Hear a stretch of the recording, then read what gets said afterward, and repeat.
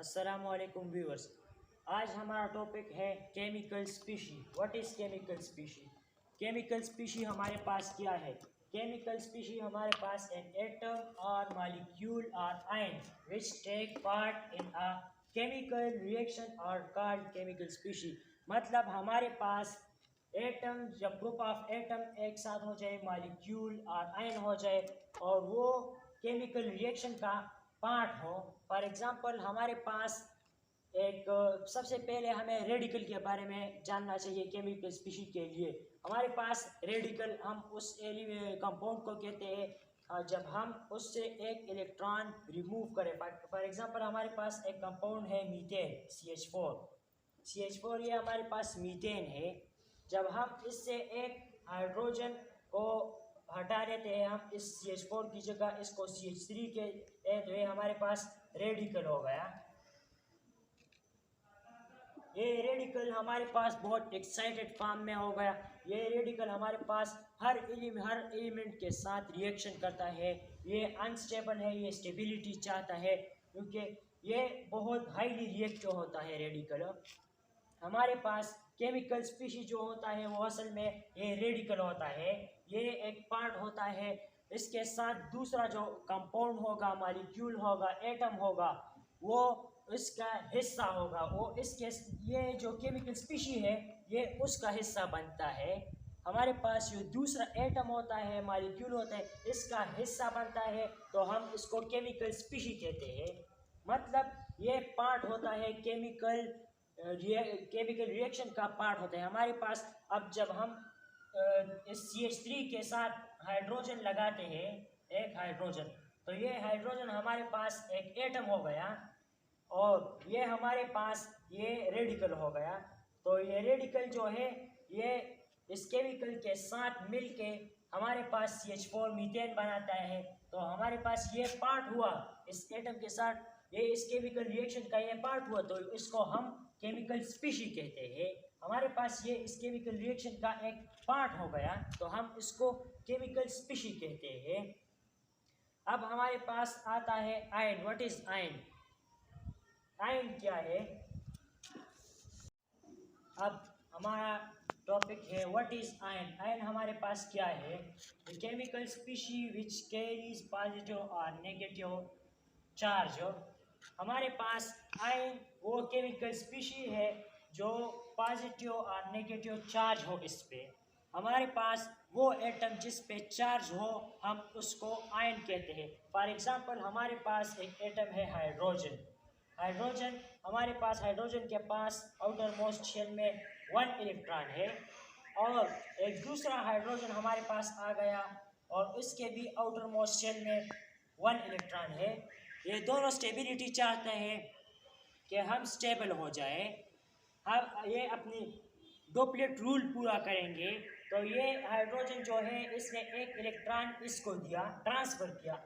जब इसने इसको इलेक्ट्रॉन ट्रांसफ़र किया तो इसके पास सिर्फ प्रोटॉन रह गया, न्यूक्लियस में प्रोटॉन रह गया और इलेक्ट्रॉन इसके पास नहीं है। इलेक्ट्रॉन हमारे पास नेगेटिवली चार्ज है, प्रोटॉन हमारे पास पॉजिटिव चार्ज है। जब इसके पास पॉजिटिव चार्ज रह गया और नेगेटिव चार्ज इससे चला गया तो ये हमारे पास आयन हो गया। इसको हम ये हमारे पास पॉजिटिव आयन होगा। हाइड्रोजन इसके ऊपर हम प्लस लिखेंगे, ये हमारे पास पॉजिटिव आयन हो गया क्योंकि इसके साथ प्रोटॉन है मगर इलेक्ट्रॉन नहीं है। ये इलेक्ट्रॉन नेगेटिव चार्ज है, इसके पास नेगेटिव चार्ज नहीं है, सिर्फ और सिर्फ पॉजिटिव चार्ज है, इसलिए ये आयन हो गया। इसके ऊपर चार्ज आ गया। तो हमने आयन की डिफिनीशन में भी कहा a chemical species which carries positive और नेगेटिव चार्ज।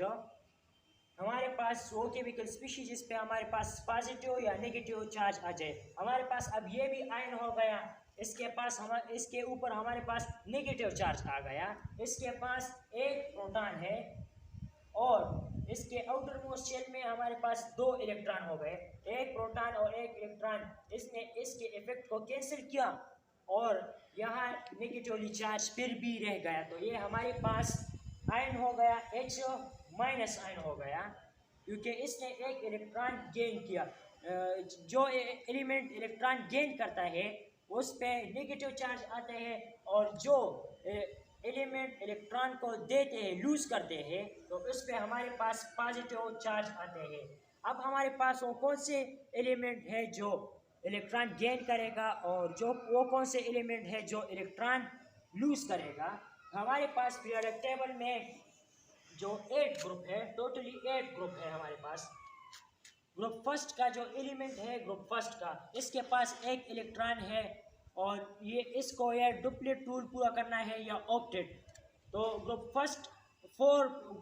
फर्स्ट सेकेंड और थर्ड के जो मेंबर्स है, सॉरी एलिमेंट है हमारे पास, group first second and third, इसका जो एलिमेंट्स है ये इलेक्ट्रॉन लूज करेगा, ये गेन नहीं करेगा, क्योंकि इसको चाहे हमारे पास ग्रुप फर्स्ट सेकेंड और थर्ड के जो एलिमेंट है वो इलेक्ट्रॉन लूज करेगा, क्योंकि इसके पास ग्रुप फर्स्ट में जो एलिमेंट है उसके आउटर मोस्ट शेल में एक इलेक्ट्रॉन है और इसको चाहिए 7 इलेक्ट्रॉन अपनी ऑक्टेट रूल पूरा करने के लिए। तो ये 7 इलेक्ट्रॉन तो नहीं ले सकता, तो ये एक इलेक्ट्रॉन जो है वो लूज करेगा, ये लूज करेगा। और जो ग्रुप 2 का जो एलिमेंट है उसके पास 2 इलेक्ट्रॉन है आउटर मोस्ट शेल में और ये 6 इलेक्ट्रॉन तो नहीं ले सकता, तो ये भी लूज करेगा ये दोनों इलेक्ट्रॉन। ग्रुप 3 का एलिमेंट भी लूज करेगा। ग्रुप 4 का जो एलिमेंट है वो हमारे पास ना लूज करेगा और ना गेन करेगा, क्योंकि उनको 4 चाहिए भी। अगर ये लूज करेगा तो 4 लूज करेगा और अगर ये गेन करेगा तो भी 4 गेन करेगा।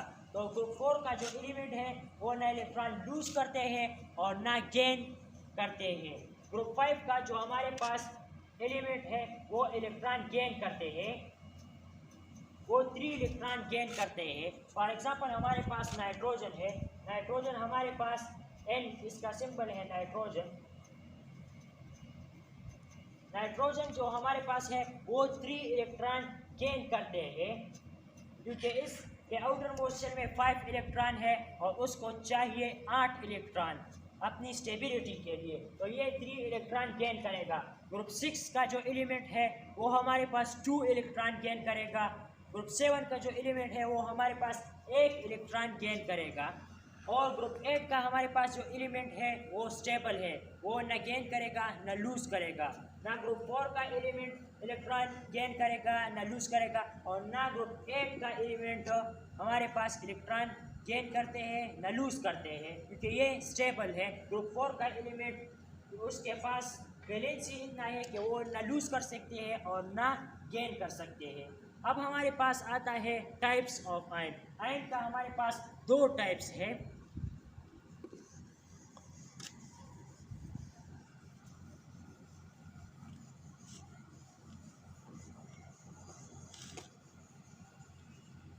आयन का हमारे पास 2 टाइप्स है। हमारे पास एक है एन आयन, और दूसरा है हमारे पास केट आयन। एन आयन हमारे पास वो टाइप्स ऑफ आयन होते हैं जो नेगेटिवली चार्ज होता है। फॉर एग्जांपल हमारे पास एक कंपाउंड है सोडियम क्लोराइड NaCl, ये हमारे पास एक कंपाउंड है। ये जो है Na, ये सोडियम है, ये हमारे पास सोडियम हमारे पास ग्रुप 1 का एलिमेंट है। इसके आउटर मोस्ट शेल में 1 इलेक्ट्रॉन है और इसके साथ टोटल 11 इलेक्ट्रॉन है। इसके आउटर मोस्ट शेल में हमारे पास 1 इलेक्ट्रॉन है। और ये हमारे पास क्लोरीन है, ये हमारे पास क्लोरीन है, ये ग्रुप 7 का एलिमेंट है हमारे पास, ये ग्रुप 7 का एलिमेंट है। ग्रुप 7, ये हमारे पास ग्रुप 7 का एलिमेंट है। हमारे पास सोडियम ग्रुप 1 का एलिमेंट है और क्लोरीन ग्रुप 7 का एलिमेंट है। अब इससे पहले हमने आपको बताया ग्रुप 1 का जो एलिमेंट है ये इलेक्ट्रॉन लूज करेगा, ये गेन नहीं करेगा, क्योंकि इसके साथ वैलेंसी इतना नहीं है, ये 7 इलेक्ट्रॉन गेन नहीं कर सकता, ये 1 इलेक्ट्रॉन लूज करेगा। और ये ग्रुप 7 का जो एलिमेंट है वो गेन करेगा इलेक्ट्रॉन, ये 1 इलेक्ट्रॉन वो गेन करेगा। तो ये हमारे पास आयन जब बनेगा तो ये हमारे पास Na के ऊपर हमारे पास पॉजिटिव चार्ज आ जाएगा, क्योंकि इसने 1 इलेक्ट्रॉन लूज किया, और Cl के ऊपर हमारे पास माइनस चार्ज आ जाएगा। अब हमारे पास ये Na जो है इसके ऊपर हमारे पास पॉजिटिव चार्ज है, तो हम उसको कहते हैं केटायन।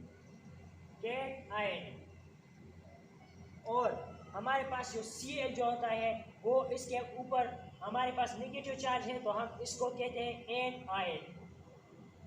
एनायन में हमारे पास नेगेटिवली आयन को हम एनायन कहते हैं और पॉजिटिवली आयन को हम केट आयन कहते हैं।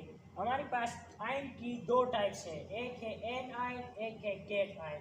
एन आयन हम उस आयन को कहते हैं, आयन में हमने पढ़ा कि आयन उस एटम और मॉलिक्यूल के कहते हैं जिसके ऊपर हमारे पास चार्ज होता है, मगर चार्ज तो दो किस्म का होता है, या पॉजिटिव होगा या नेगेटिव होगा।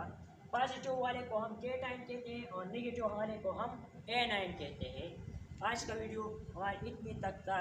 मज़ीद वीडियो के लिए चैनल को सब्सक्राइब कीजिए, वीडियो को लाइक कीजिए, कमेंट और शेयर कीजिए। Thank you for watching.